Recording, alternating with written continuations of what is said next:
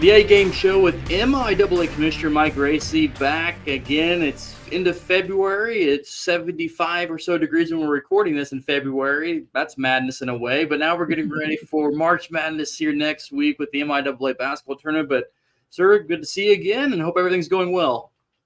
Good to see you, Chris. Yeah, February's certainly an interesting month, and the weather's made it more interesting around here, but we're looking forward to next week.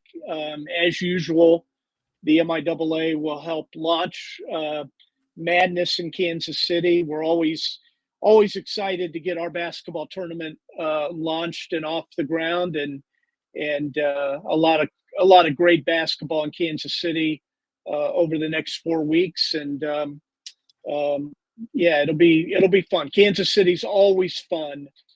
This time of year. It's a great basketball town. I joke with people that every year January drags on. Like that first month, everybody's like, is January ever going to get done so we can actually, get to like postseason sports and stuff? And then February just flies by. And now we're at the very end. High school, college, everything's in the postseason now. So busy time of year. We'll get to all the winter championships here in a little bit. We'll talk about those, but we'll start with the MIAA Technology Task Force. That's a new group that you guys are putting together, and I guess we'll just start off and kind of tell me a little bit about what it all goes and what entails that. Yeah, so it's a new group that our ADs have decided that they'd like to put together, and this is probably on the heels of a couple of years of leading the way and having kind of a successful test and implementation with replay in football.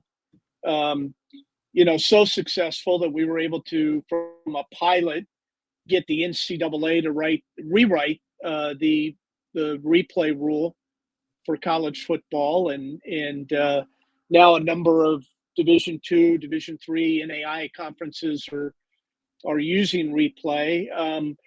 We had a meeting with our football coaches here in Kansas City, and we had our friends from Sky Coach were in, and they were demonstrating some new technology that they've been working with on ways to enhance communication from the press box to the sideline.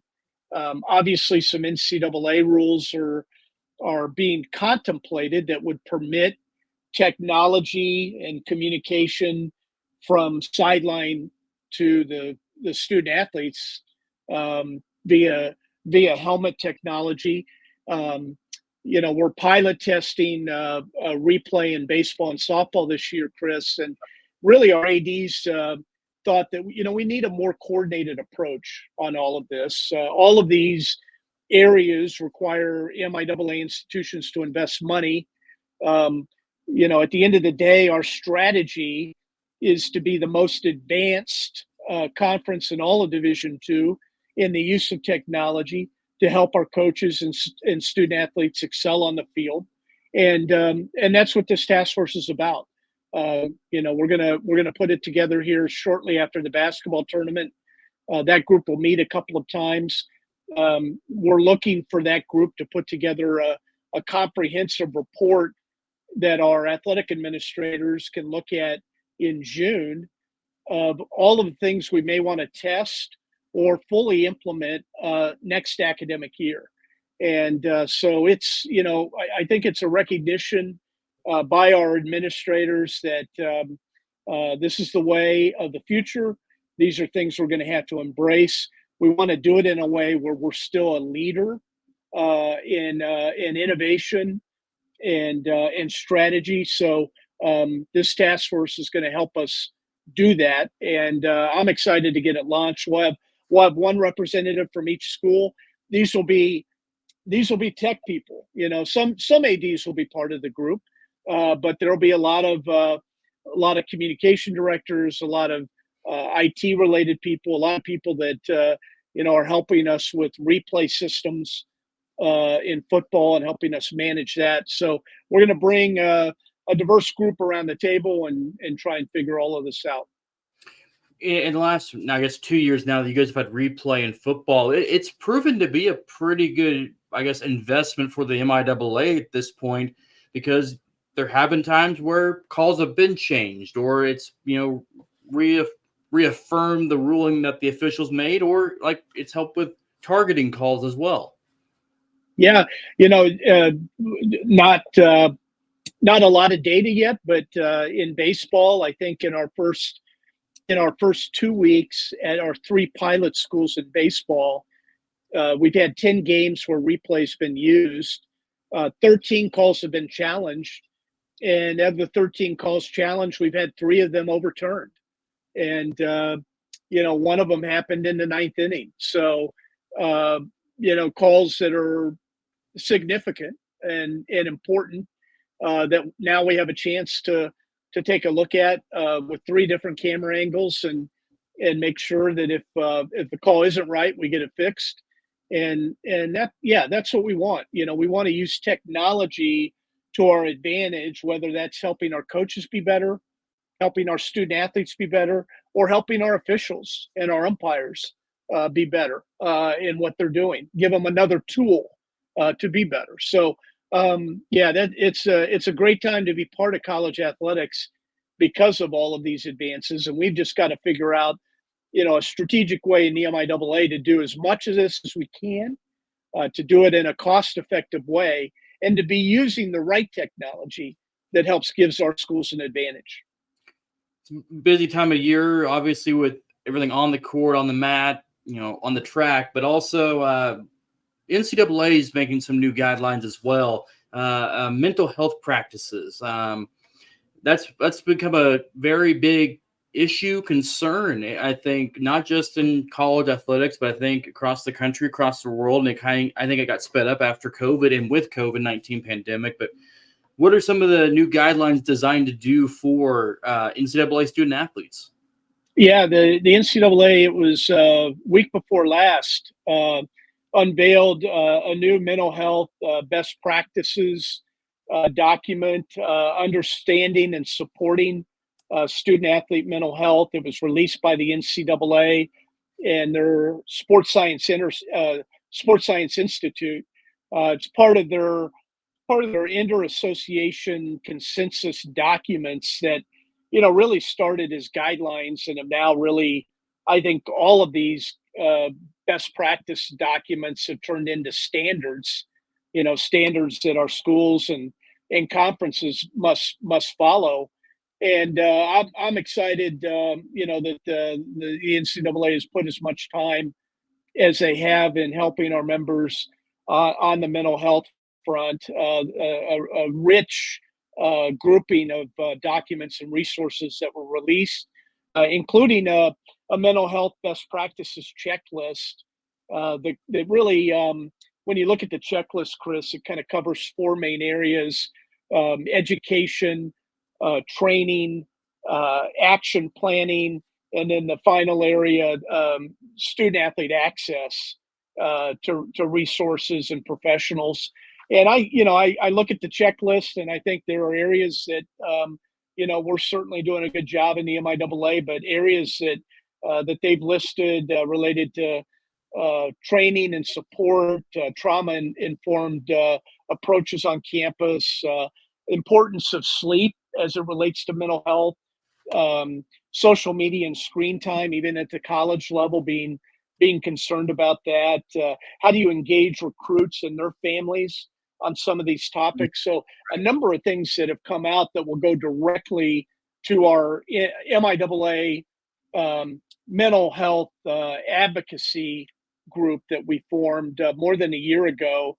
You'll recall we put together the MIAA mental wellness advocacy team with the help of our friends at the U.S. Council on Athletes Health. And, that group was really created last year to allow the MIAA to continue to be a leader in the space of healthcare and student athlete support among Division II conferences, creating an environment on our campuses for mental well-being. And so this all of these resources, including the checklist I just talked about, will be in front of that group. We've got a meeting scheduled with our mental wellness advocacy team after the MIAA basketball tournament, and I'm hopeful that group can, as they dive into these resources, find ways not only to continue to do good work on campus, but maybe some new initiatives we need to think about from the conference office.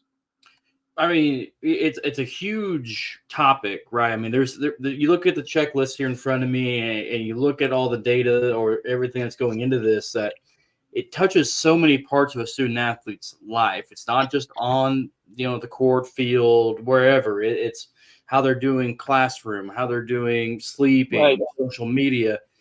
But there's that trust part of it too. That part of it too that's kind of gaining and trying to make sure the student athletes know and understand that there may be some trauma that they had to deal with, and they have to get comfortable, and vice versa, with knowing where to go and who to be comfortable with too, with all this as well. Yeah, I think certainly a student athlete being recruited, and especially their parents, they want to go someplace they know they're going to be taken care of. That's on the physical front as well as the mental front.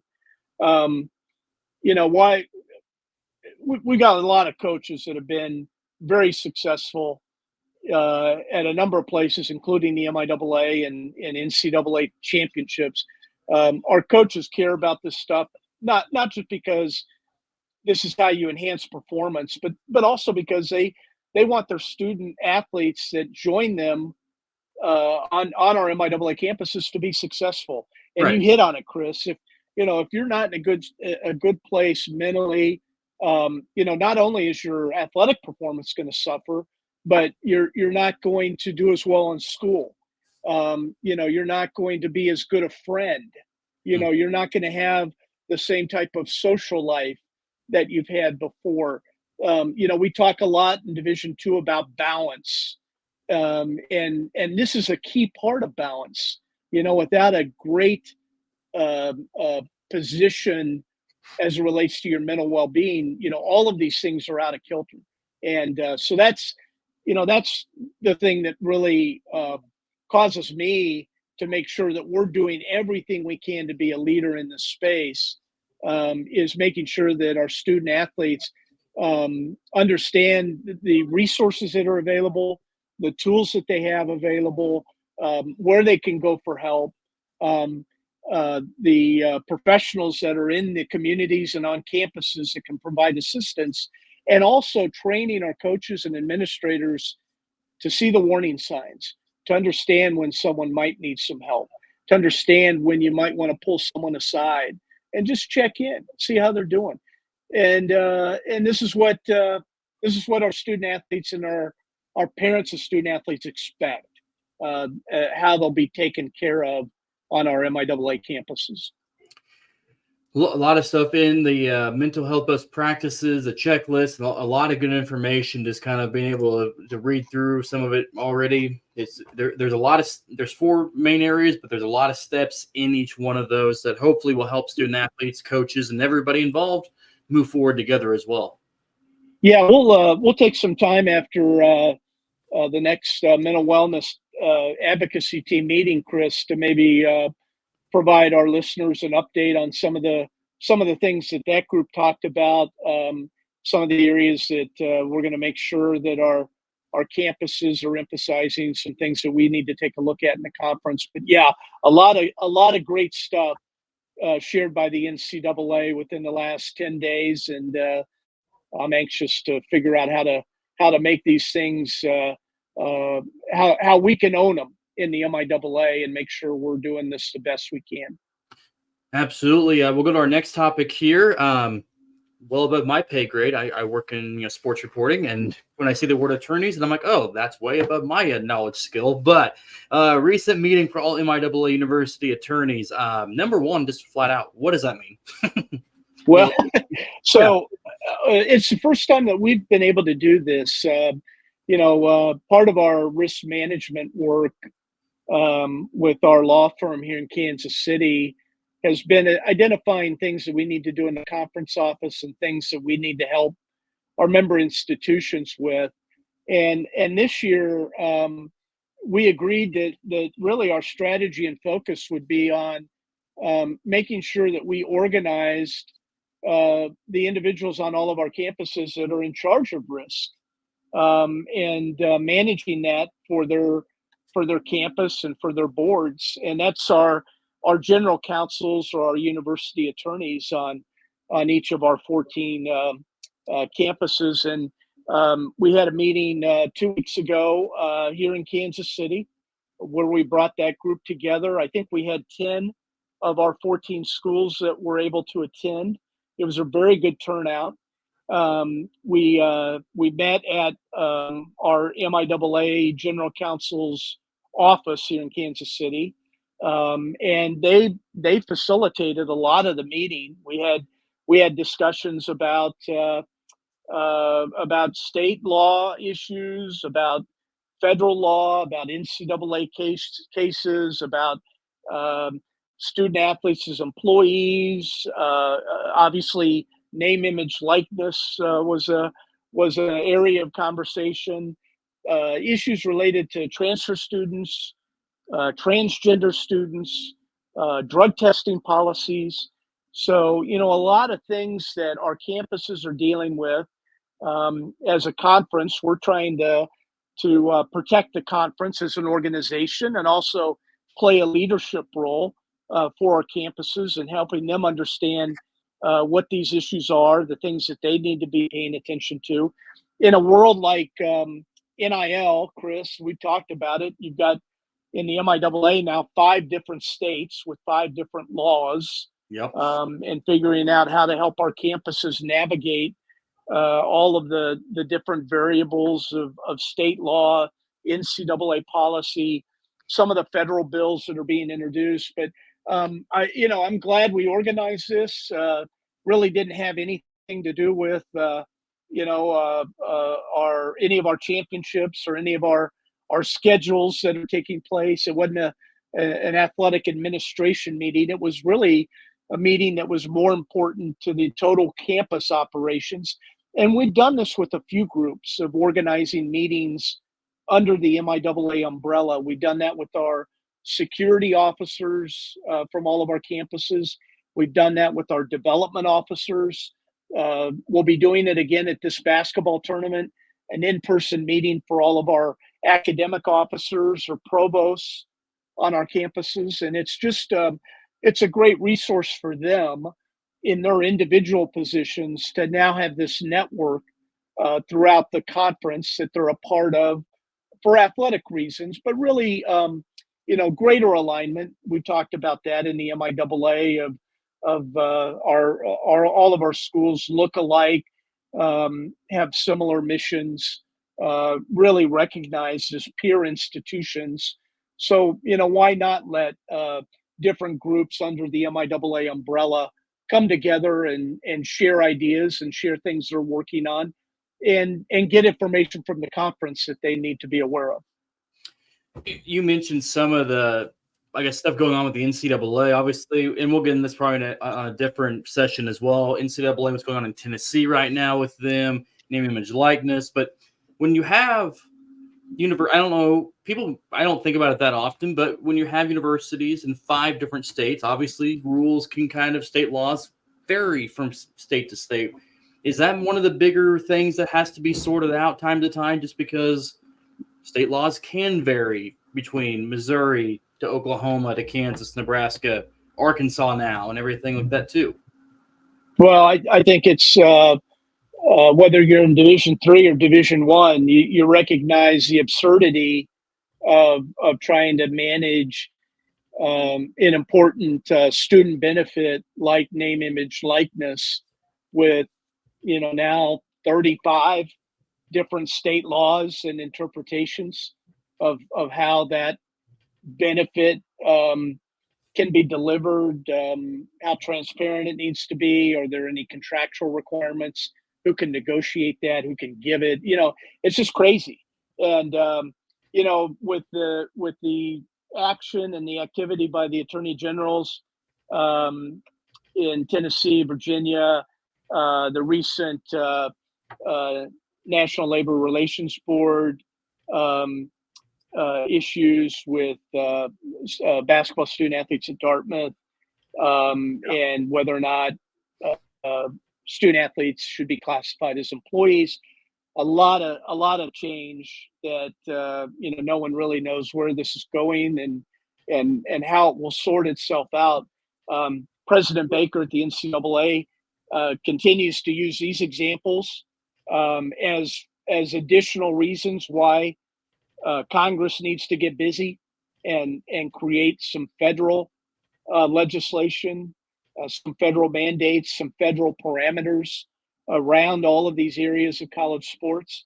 And it probably continues to be crazy until that happens, Chris. But we're trying to make our way through it in the MIAA and figure it out the best we can. And that was a major reason why we wanted to get all of our university attorneys together to have some of these conversations. And there's nothing more powerful than one or two attorneys in the room than having 10 to 12 attorneys in the room to try and make sense of everything. So it was a very good day. It was a very productive meeting, and everyone left that meeting agreeing that we're going to do this every year, probably in February, to get everyone together in person for at least a day to sort through some things.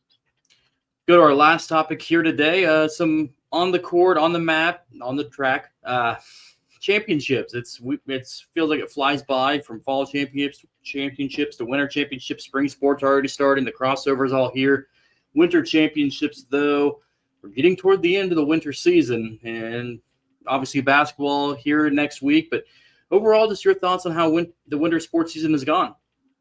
Well, we've got teams in all of the sports that we sponsor in the winter that are at or near the top of the polls, and that makes me excited. We just saw a dominating performance by the men's and women's indoor track and field squads from Pittsburgh State this past weekend at Washburn University for the MIAA championships.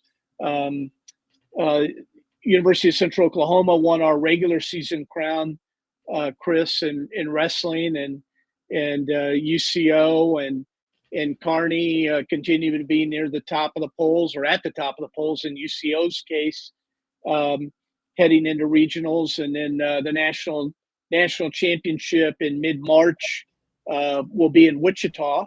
So there's a lot of wrestling fans that will have a chance to go and cheer on a number of MIAA student athletes and teams competing for a national championship in wrestling. And then basketball. Yeah, we've got men's basketball. Northwest separated themselves a little bit late, but really a hard fought run with Fort Hays State and Washburn has been near the top of the conference standings. We've got, I think, our 10 teams on the men's side have been set, Chris, for next week. And then there's still a battle, I think, for that last spot on the women's side for the MIAA basketball championship. But we'll have selections and announcements out on Saturday night, and then we get started next Wednesday afternoon with the women's session.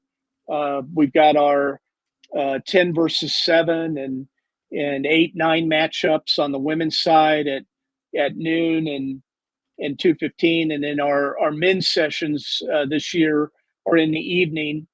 So we'll have those same matchups, 10-7, 8-9 on Wednesday night for the men's tournament. And 5 days of basketball. We'll be cutting down the nets a week from Sunday in Municipal and crowning two new champions and or maybe returning champions, and who our automatic qualifiers are for the NCAA tournament. And the women's side, both sides are wide open. You never know, who's going to get hot and play really well in Kansas City. But probably the most competitive women's bracket since I've been commissioner. We've got, I think right now we've got 5 MIAA teams in the top 8 of the regional ranking.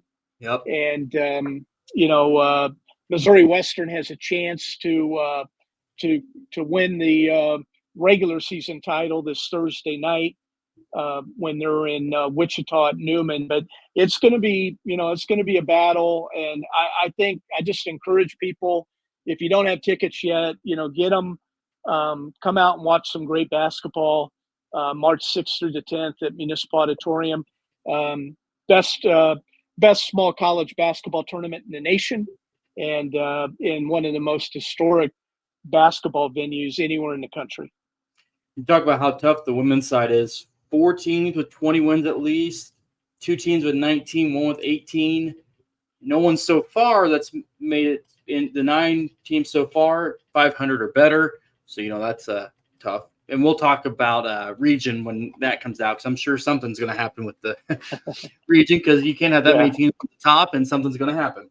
Men's side of things, you have 2 teams with 20 wins, and everybody that's in the tournament is either 500 or better as well. And the men's side, it feels like everybody's kind of knocked each other around a little bit as well. And that's that the men's side, those games on Friday, where you've got kind of the matchups with our 3 versus 6, 4 and 5. Those are going to be some great basketball games on Friday night. On the men's side. There's a lot of parity right there, kind of in the middle of our there's really parity throughout. I mean, it was shown throughout the year that really the MIAA was hard to win on the road in men's basketball, especially, and anybody could beat anybody on any given night. I think we'll see that play out next week as well. MIAA basketball tournament next week, starting March 6th, 4 games each day until obviously the championships on Sunday. Women's championship 1 o'clock. Men's will be at 3:30 Municipal Auditorium. MIAA Commissioner Mike Racy, thank you for the time, and looking forward to getting back in Kansas City for MIAA basketball tournament. You bet, Chris. We'll treat you to some barbecue and some great basketball, and maybe some blues music. We'll put 3 Bs in there. There you go. It'll be a fun week in Kansas City, and I'm looking forward to seeing you. Yep, you had me at barbecue, so yeah, I'll be there. Thank you, sir. Take care, Chris.